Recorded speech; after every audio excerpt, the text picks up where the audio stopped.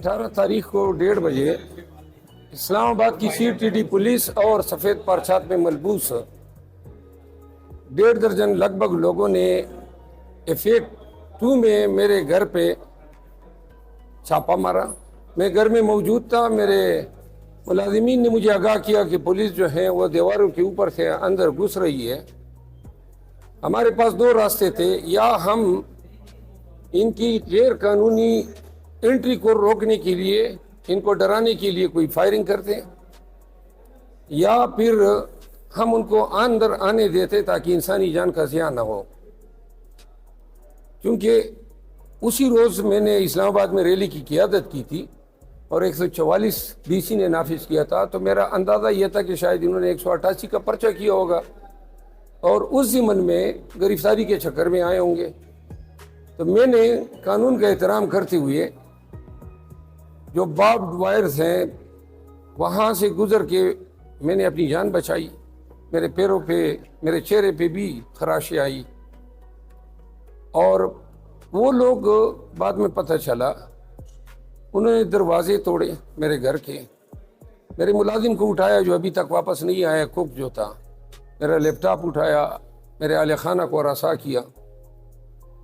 मैं supreme court of Pakistan का वकील हूँ, इस्लामाबाद जैसे शहर में रहता हूँ और पोर्ट सेक्टर में MNA इलेक्ट हूँ, और मेरे साथ इस तरह का रवैया, अगर ये सूरत हाल हैं, आम शहरियों की क्या दास्तानें होंगी। आज मैंने फाजिल जस्टिस मोहसिन अख्तर कियानी साहब को मिसिंग पर्सन केस में ये आगाह किया, क्योंकि मेरा कुक भी एक मिसिंग पर्सन है, और जस्टिस साहब सुन के बड़े उनको शॉक हुआ।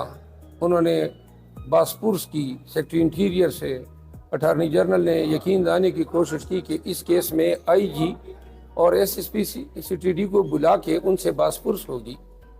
ताहम मैं बासपुर्स नहीं, बल्कि मैं इनके खिलाफ मेरे मुलाजिम को अगवा करने, मेरे घर में नाजायज़ घुसने, मेरा कीमती सामान उठाने और मेरे चादर चारदीवारी का तकद्दुस पामाल करने पर इनके खिलाफ FIR के लिए मैंने केस आज हाई कोर्ट में दायर किया है। इंशाल्लाह 1-2 अयाम में इसकी सुनवाई होगी।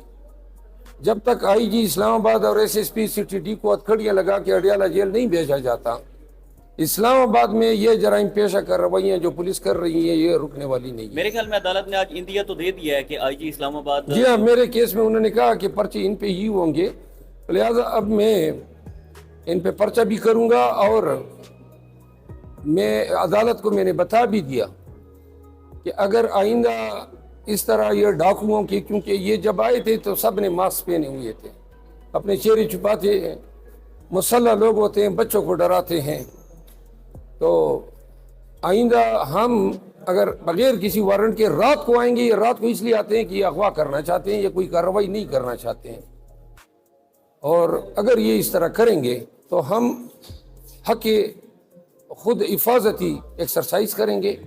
घर में घुसने वाले किसी शख्स को रात के बाद कोई इजाज़त नहीं है, न वो घुस सकता है।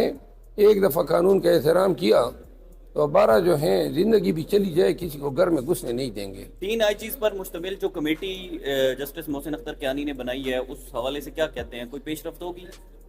देखते हैं, चीफ जस्टिस मोहसिन अख्तर कियानी साहब की मिसिंग पर्सन में उनकी काबिशें काबिल सताइश हैं। काफ़ी अरसे से बड़े संजीदगी से ऐसे केसेस को लेते हैं।